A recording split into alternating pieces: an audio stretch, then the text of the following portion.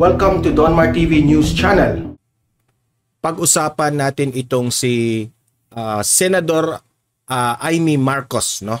Kapatid nitong ating presidente, na pumalag itong si Senator Amy Marcos dito sa isang US military na eroplano na lumapag dito sa Pilipinas.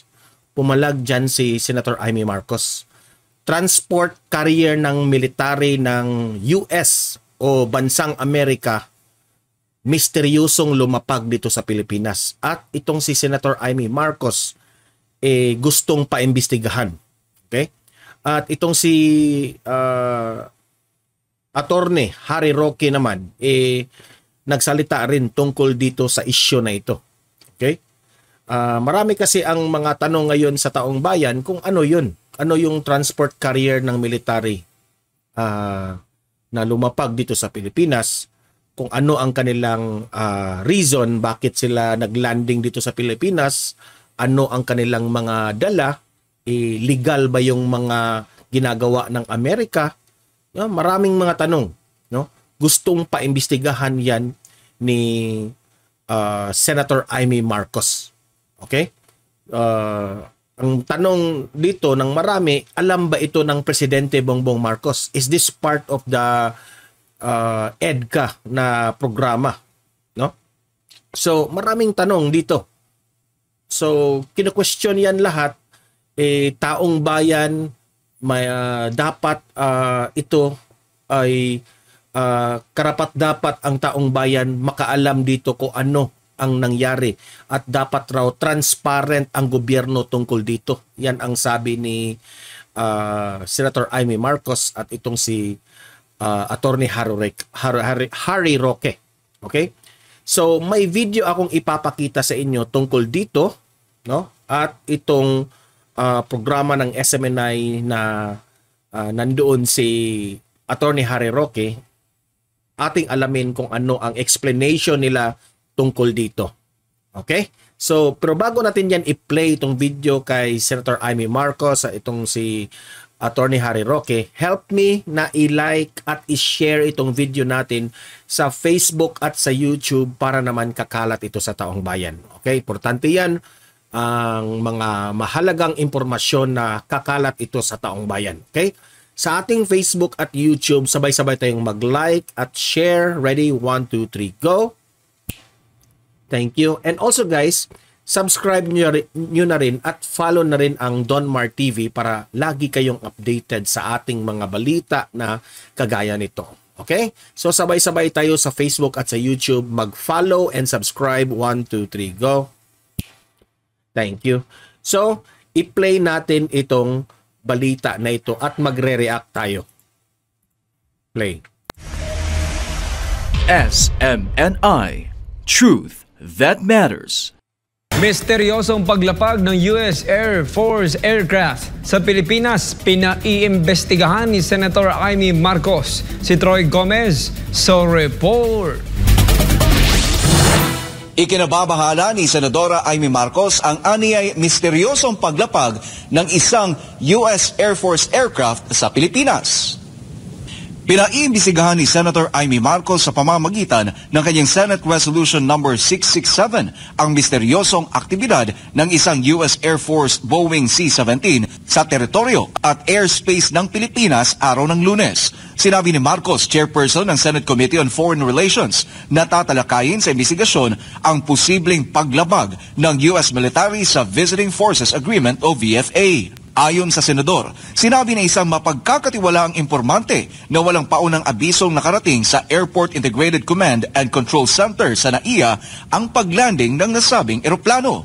Ipinunto ng senadora na ito ay isang malaking kwestiyon hindi lang sa ligtas na paglalakbay kundi maging sa soberenya ng bansa. Batay sa probisyon ng Section 8 ng VFA, ang anumang sasakyang panghimpapawid ng US Armed Forces ay kinakailangang sumunod sa Air Traffic Control Regulations ng Pilipinas. Ayon sa Civil Aviation Authority of the Philippines, naipaalam ng US Embassy sa Department of Foreign Affairs at nakakuha ito ng diplomatic clearance number na DSN-0659-KB-June-US-2023 para sa isang US military plane na sumusuporta sa mga aktibidad ng Pilipinas at Amerika sa ilalim ng kapitbisig o isang humanitarian activity. Ngunit sinabi ni Marcos na marami pang tanong tungkol sa tunay na misyon ng military plane. Sino-sino ang crew at kaisa-isang pasahero nito, ang uri ng kargamentong dala, pati na rin kung bakit 10 oras ang pagtambay nito sa Maynila.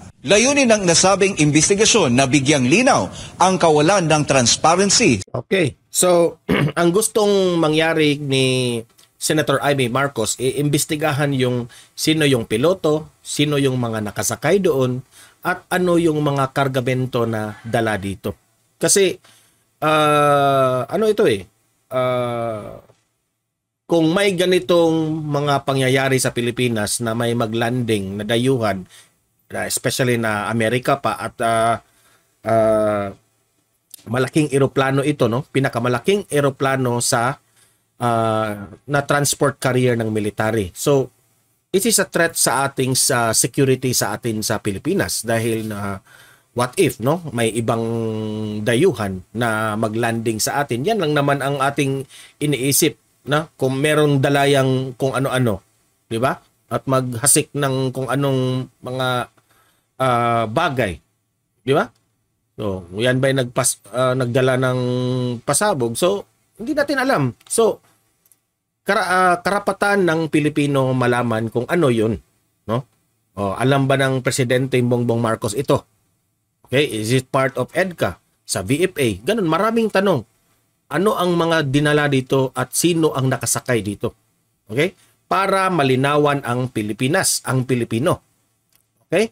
At sa tingin natin dito is tama ba ito na ginagawa ng Amerika? May nilabag ba silang batas dito? May legality ba sa kanilang ginagawa? O illegal ba ito sa ating soberenya? Yan, maraming tanong dito.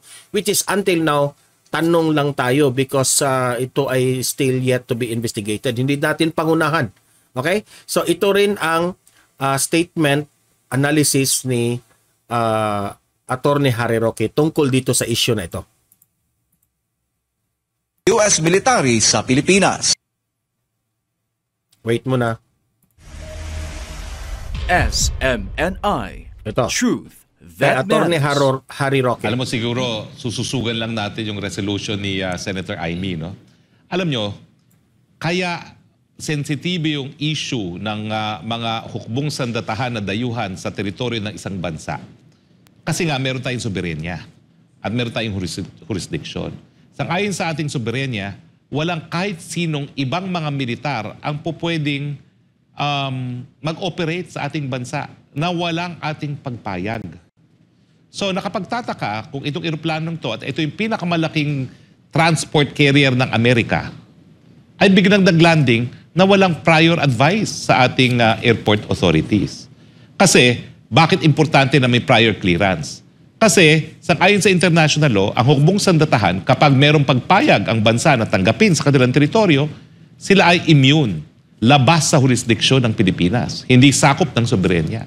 Kaya kinakailangan, pumayag muna ang isang bansa na pupuntahan ng miyembro ng hukbong sandatahan na isang dayuhang bansa. At kapag walang ganyang pagpayag, magkakaroon ng paglabag ng soberenya. Ngayon, meron... So, ito yung investigahan nila, no? Kung meron bang pumayag na government official o pumayag ba yung DOTR na lalapag yung transport carrier ng Amerika. Okay? Talaga tayo makasunduan, Visiting Forces Agreement. Pero ang Visiting Forces Agreement, dapat pinagkakasunduan kung kailan yung military exercises. Meron din tayong EDCA. Kabahagi beto ng preposition equipment. Sensitibo to kasi ito yung pinakamalaking transport carrier. So ano yung dinala niya sa Pilipinas? Saan dinala? Ang balita ko, 10 oras sa Maynila pero ang final destination Davao. So anong binigay nila? Anong yung binaba nila sa Davao na kinailangang mag-10 oras dito sa Pilipinas? Yan ang dapat nating malaman. At Bagamat merong di umano clearance ng Department of Foreign Affairs, hindi naman Department of Foreign Affairs ang nagbibigay ng landing rights sa ating mga airport. Kinakailangan yan, nagkaroon ng sapat na panahon para magkaroon ng komunikasyon ng Department of Foreign Affairs at saka ayan na naman, DOTR at ang CAAP at CAB, no? Na tanungin, ano itong ginagawa ng foreign military airplane dito sa ating bansa? Kung ito'y kabahagi ng VFA, bakit walang prior coordination doon sa VFA committee? Meron naman tayong VFA committee na binuo para sa pagpapatupad ng VFA. No? So ito yung mga katanungan na gusto ng mga sagot ni Senator Amy Marcos. Napapahanga talaga ako dito kay Senator Amy Marcos. No? Dahil Okay, so yes, tama si Senator Attorney Harry Roque na nakakahanga itong si Senator Amy Marcos dahil kahit yung Pangulo, brother niya, talagang tinatanong ni Senator Amy. Very transparent, which is, we really appreciate Senator Amy for doing that. Ngayon, ang tanong dito, sino ang mananagot dito kung hindi ito, kapag hindi legal ang ginawa ng Amerika?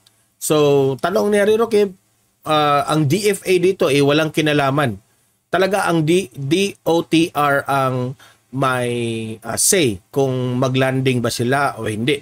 Okay? Diyan raw ang first step na ang isang dayuhan, ng eroplano na makapaglapag sa isang bansa. Ang DOTR. Ngayon, ang DFA naman walang jurisdiction dyan when it comes to airplanes or any aircraft na maglanding dito sa Pilipinas, no? So, ngayon, gusto pa imbestigahan ito, which is sang-ayon naman itong si Attorney Harry Roque sa panawagan dito kay Senator Amy Marcos, which is enough for the Filipino people na malaman na for transparency. Okay? So, ano ba talaga ang kanilang gagawin? Dahil, imagine that is 10 hours after landing, 10 hours silang naghintay o yung eroplano 10 hours sila. Ano ba yung 10 oras? Anong ginagawa nila? Anong transport nila? Sino-sino yung mga tao doon na pumasok at umalis? Maraming katanungan. Okay? At bakit inalaw ito ng Pilipinas? So, marami tayong tanong dito na until ngayon, hinihintay natin yung sagot ng ating presidente at kung sino man ang government official na in charge dito. Okay? So, kayong mga audience ko dito, libre kayong mag-comment, mag-react tungkol sa nangyari na ito. Okay? Ano ang masasabi nyo dito? Okay? Sino ang mananagot dito?